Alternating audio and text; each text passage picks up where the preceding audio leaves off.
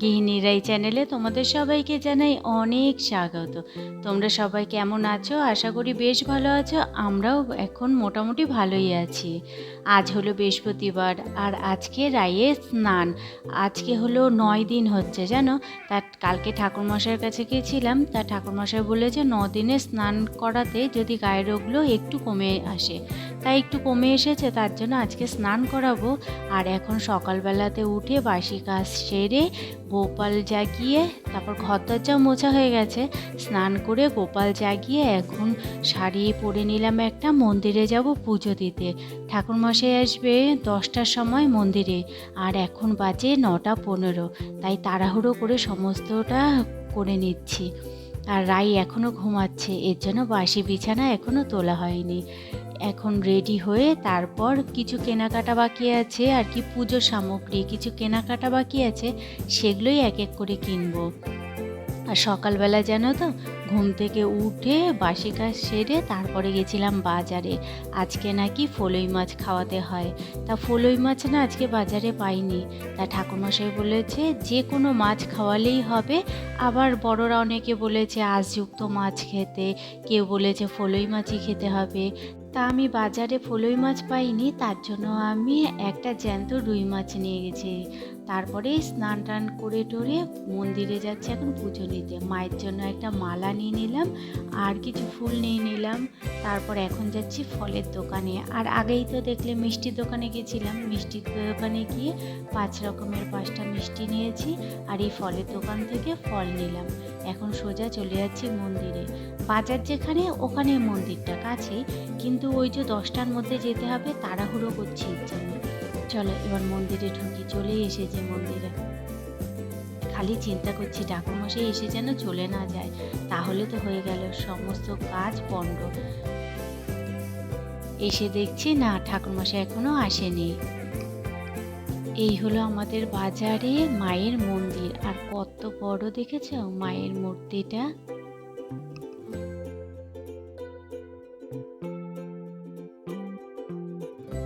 আমি এখন বসে আছি, ঠাকুরমশাইয়ের অপেক্ষা করছি। ঠাকুরমশাই যেন তো একেবারে 10টার একটু আগেই চলে এসছে, ভাগ্যিস আমি তাড়াহুড়ো করে চলে এসেছি। চলো ঠাকুরমশাই এখন পুজোতে বসে গেছে, পুজো করুক, তারপর আবার তোমাদের সাথে কথা বলছি।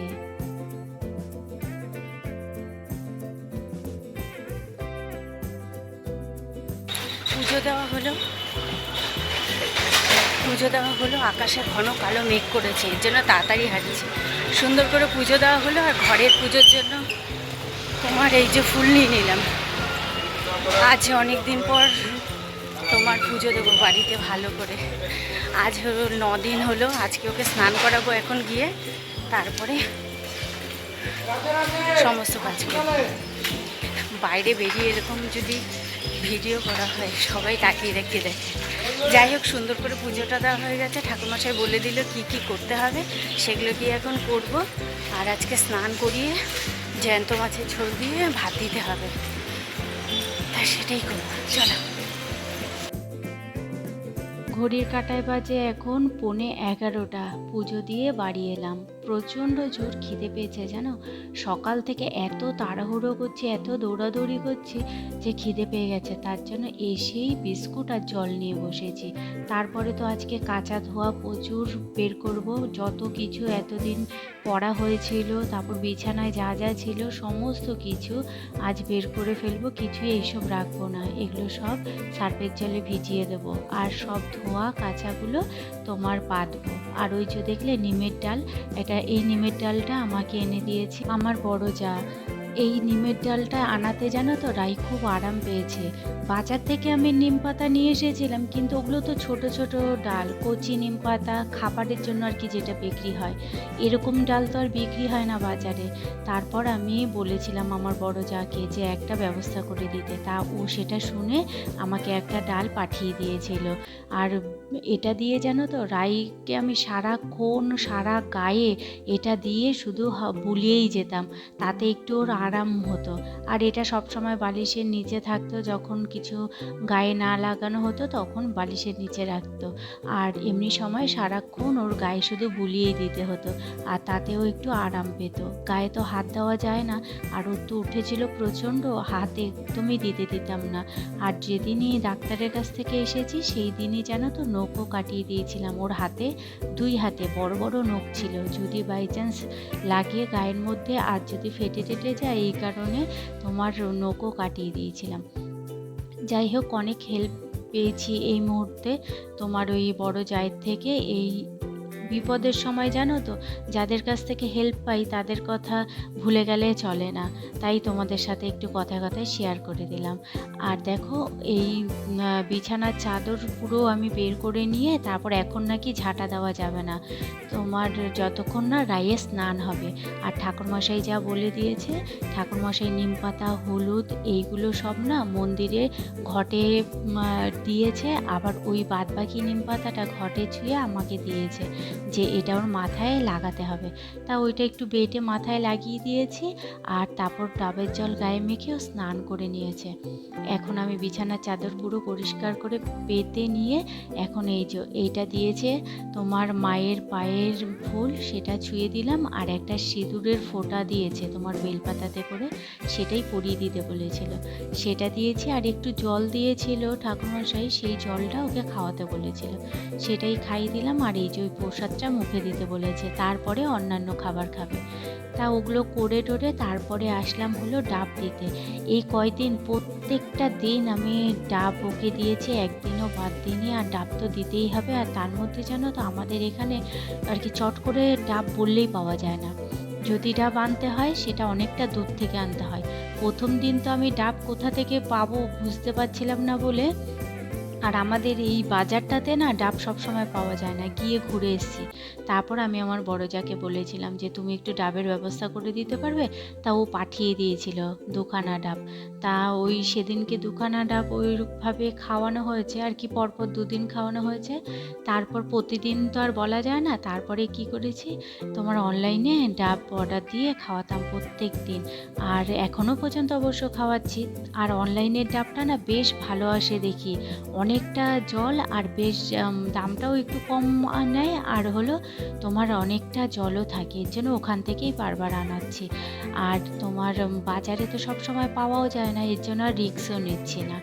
আর তোমাদেরকে বললাম না যে সকালবেলাতে উঠেই বাসি কাজ সেরে বাজারে গেছিলাম, তখন এই রুই মাছটা নিয়ে এসেছিলাম, জ্যান্ত রুই। এটাই এখন কেটে নিয়ে এসেছিলাম আর কি, আমি বেছে টেছে এখন ভালো করে লবণ দিয়ে ধুয়ে নিচ্ছি।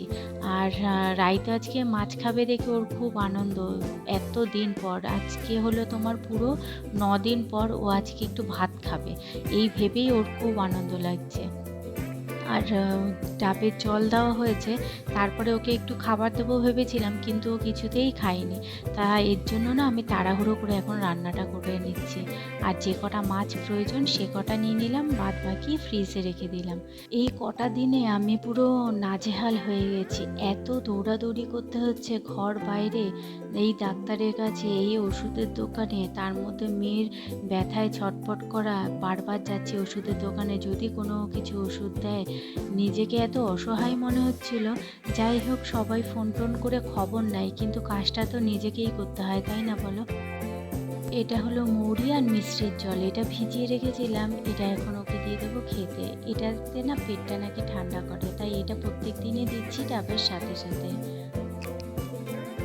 জানো তো, সিঙ্গেল মাদার যারা হয় তারা না সব কিছুতেই ফাইট করতে পারে, সব কিছুতেই মনের জোর, নিজেকে শক্ত এসব করে রাখতে পারে, কিন্তু সন্তানের কিছু একটা হলে পরে তখনই যেন ভেঙে পড়ে। এই কথাটা বলার তো লোক থাকে না, না যে আমরা আছি, তোমার চিন্তা নেই, এর জন্য নিজেই ভেঙে পড়ে, নিজেই আবার মন শক্ত করে ওঠে।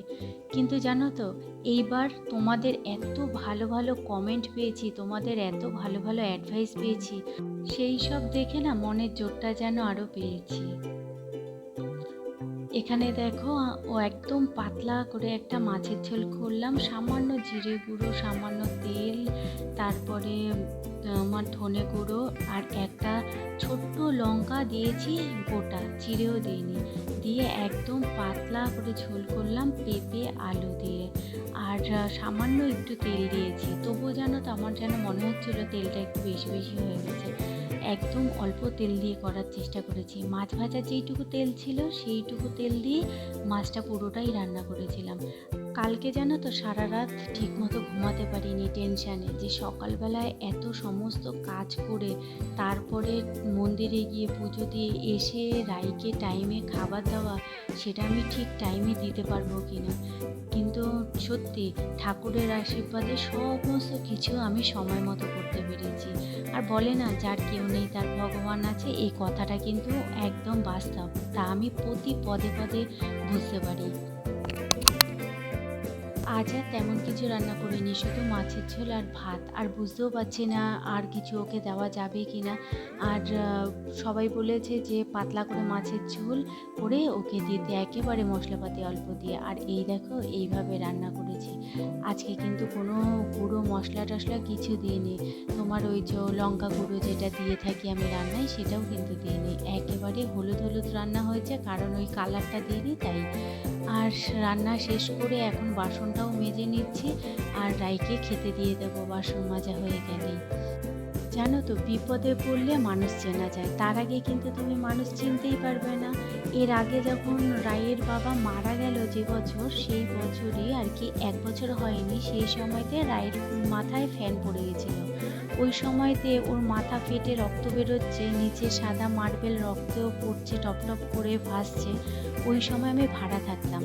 একজন ওই অবস্থায় দেখে বলছে তাড়াতাড়ি হসপিটালে নিয়ে যাও। তা আমি সেই মতো হসপিটালে নিয়ে যাচ্ছি, আর ওই মুহূর্তে উনি আমায় বলছে, তোমার কাছে কি টাকা পয়সা আছে, না হলে আমি দিচ্ছি তোমাকে টাকা পয়সা। তারপর আমি বললাম, না না দিতে হবে না, আমার কাছে আছে। হসপিটালে নিয়ে যাওয়ার পর রায়ের মাথায় সেলাই হচ্ছে, আর তারপর আমি বাইরেটা বসে কাঁদছিলাম। তখন একজন এসে বলল, ওষুধ নেওয়া হবে, তার জন্য টাকাটা দিন। সঙ্গে সঙ্গেই টাকাটা বের করে দিয়েছিলাম ওনার হাতে। এ থেকেই জানো তো বোঝা যায় যে অসুবিধায় পড়লে মানুষকে চেনা যায়, যে কে পাশে থাকে আর কে পাশে থাকে না। তার জন্য মাঝে মধ্যে খারাপ সময় আসাটা খুব প্রয়োজন। তাতে আর কিছু হোক আর না হোক, মানুষ তুমি ঠিকই চিনতে পারবে। চলো, এদিকে রায়ের খাবারটা বেড়ে নিলাম। টাইম হচ্ছে ঘড়ির কাঁটায় 1টা 20। আর আজকের ভিডিওটা এখানেই শেষ করলাম। চলো আজকের মতো তাহলে টাটা, দেখা হচ্ছে অন্য ভিডিওতে।